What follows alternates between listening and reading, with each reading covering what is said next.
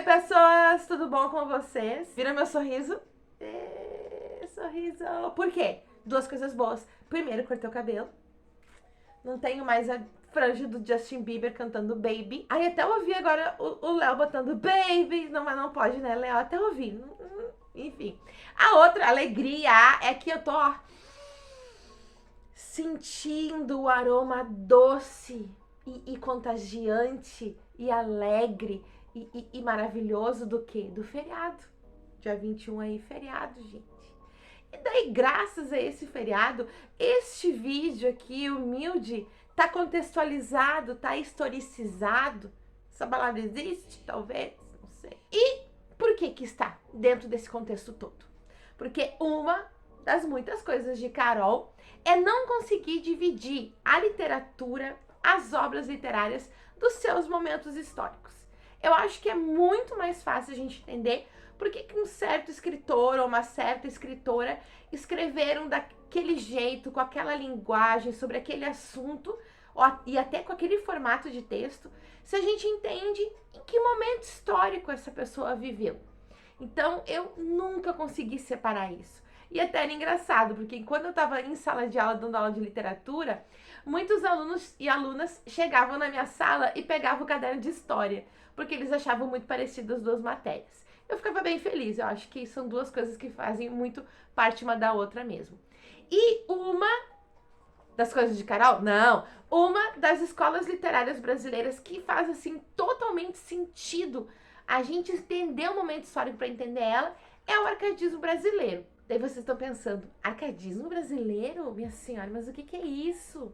E o que tem a ver com o cheiro maravilhoso, estonteante e fantástico do feriado? Vocês vão entender. Mantenham-se aqui neste vídeo até o final, que vocês vão entender qual é a conexão aí desse 21 de abril com o arcadismo brasileiro. Porque assim, ó, gente, vocês pensem, por que será que os romances românticos só falam da burguesia, só falam de quem tem dinheiro?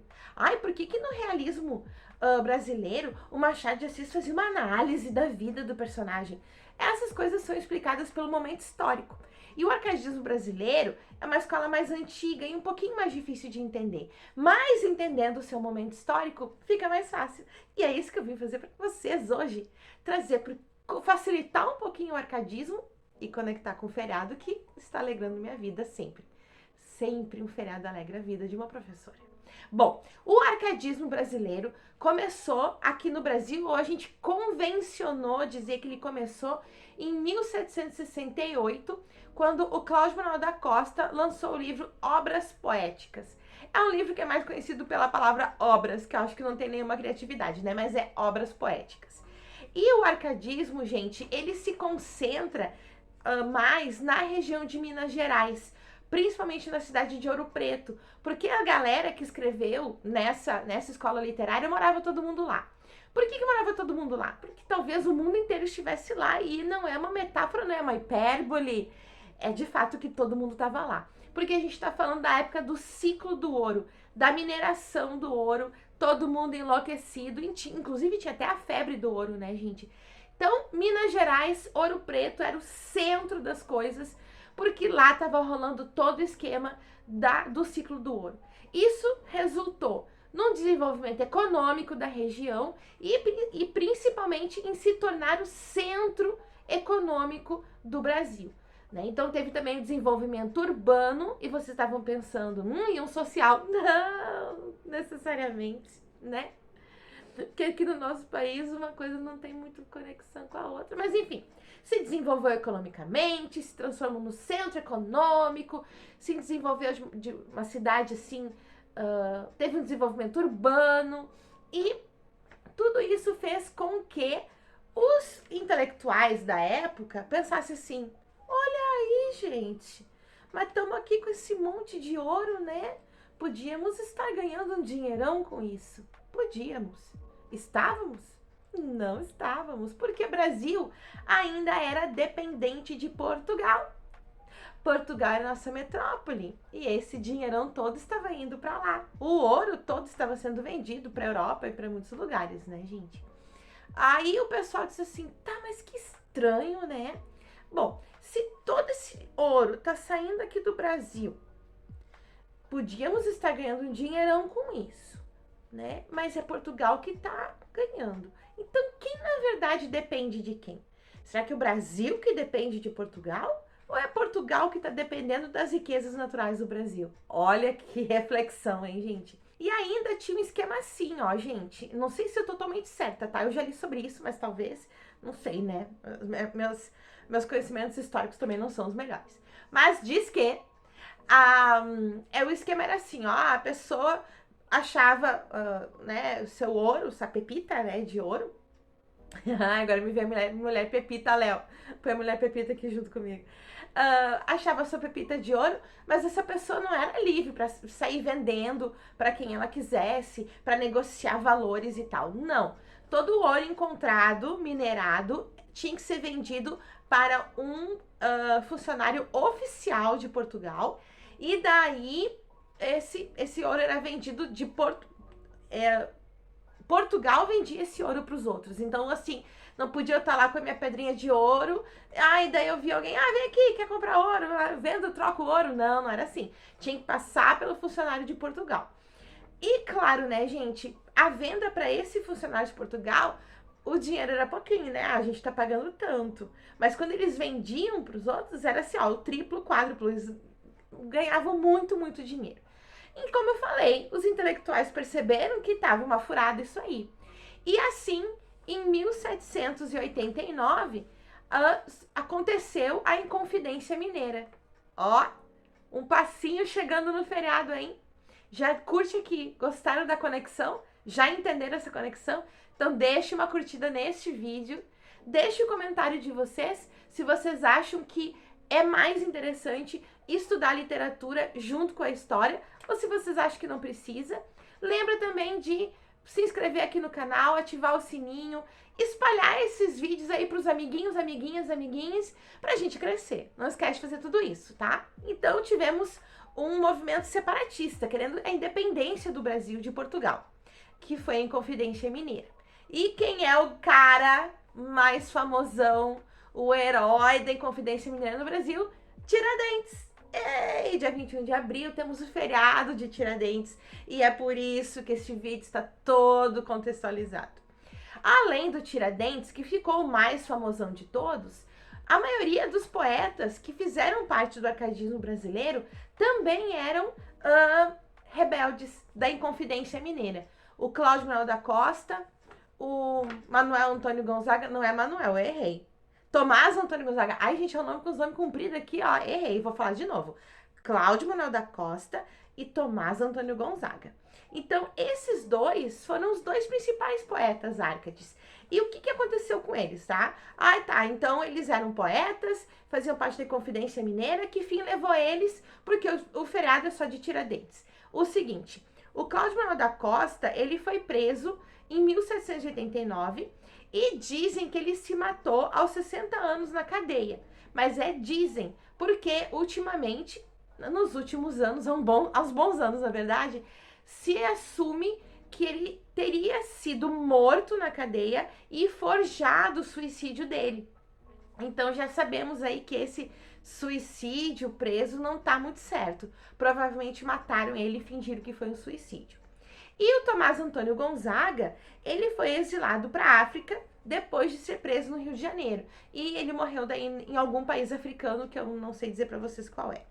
E o que isso tudo tem a ver com literatura, gente? Por que é importante saber que teve a corrida pelo ouro, que teve o crescimento econômico, que essas pessoas perceberam que o Brasil podia ser independente? Por que tem esses poetas são importantes se ninguém fala no nome deles junto com Tiradentes? A gente tem as poesias, a gente tem características em comum nas poesias dessa época, que, como eu sempre digo, não é que os poetas se olhavam e diziam, vamos combinar, a gente vai escrever desse jeito. Não. Depois, muitos anos depois, teóricos da literatura reúnem as obras de um certo período de tempo e percebem que aquelas obras têm características em comum. E aí se percebe, então, que isso se criou uma escola literária.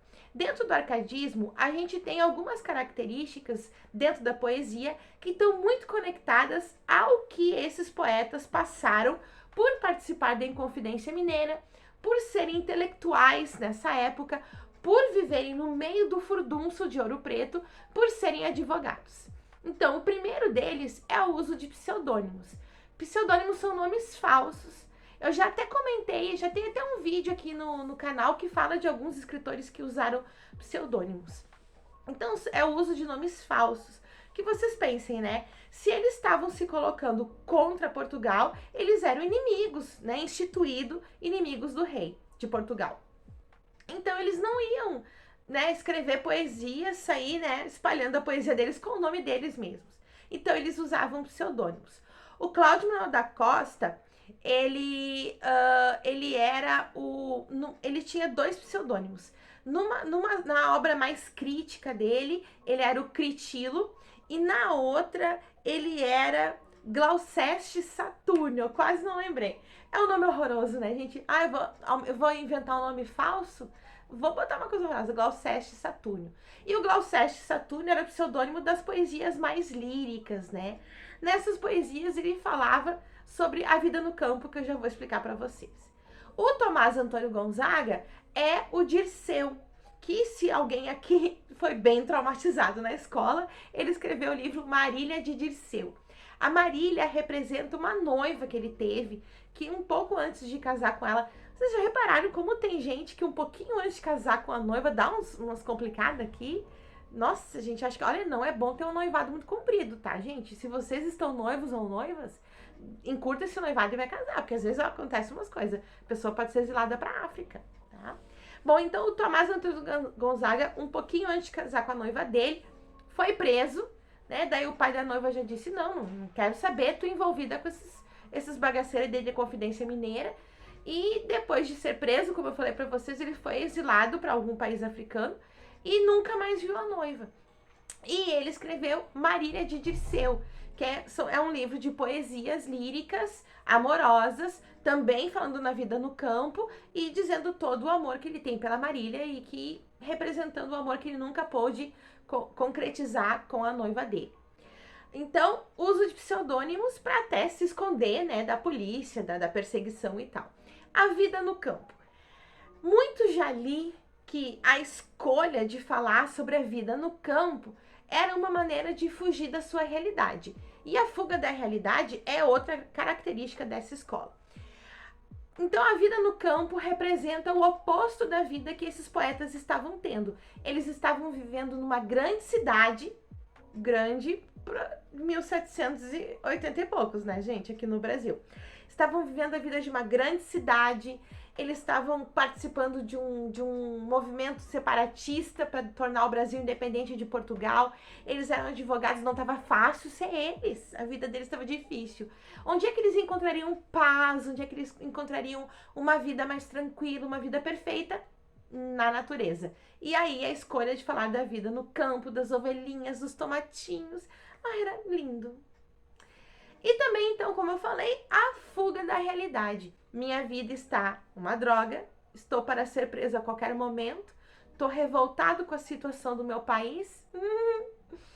Talvez eu tenha me identificado agora com essa frase. Estou revoltado com a situação do meu país, estou lutando contra isso. Será que eu estou lutando, gente? E você? Você está lutando contra isso? Fica aqui aquele momento que apaga o sorriso do corte de cabelo e do feriado. Mas não vamos deixar cair essa peteca, não. Enfim, então esses poetas, né, têm essa situação. Bom, minha vida tá uma loucuragem, eu tô no meio de um monte de coisa aqui e vou esquecer.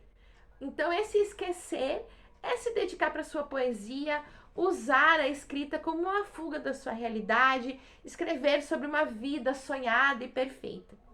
Então, gente, essas são algumas características do arcadismo que tem conexão com a Inconfidência Mineira, que tem como um dos principais heróis o Tiradentes, que, graças a ele, temos feriado dia 21, sexta-feira agora. Ai, gente, hein?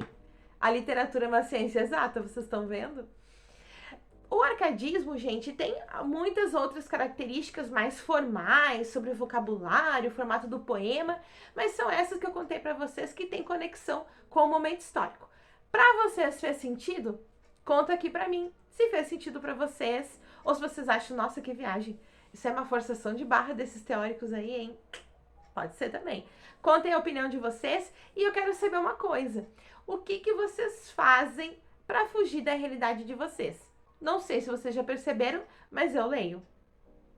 Deu pra ver?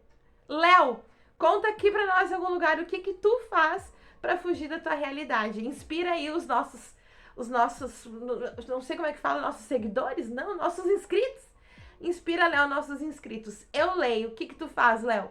E quero saber de vocês. O que vocês fazem pra fugir da realidade quando ela tá assim, ó, um pouquinho mais pesada. Não contem assim se são coisas assim legais, tá? Falem sobre coisas leves, pelo amor de Deus. Certo? Então eu espero que vocês tenham gostado de saber um pouquinho mais da literatura brasileira, de uma parte lá bem antiguinha, um pouco mais clássica, que às vezes pode ser bem chatinha, eu sei, não nego. Mas a gente, ó, consegue dar um jeitinho e conectar com a nossa vida.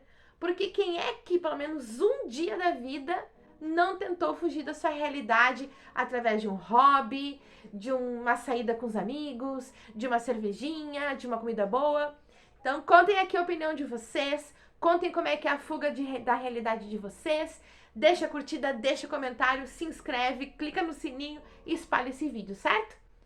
Um beijo pra vocês e até mais ler.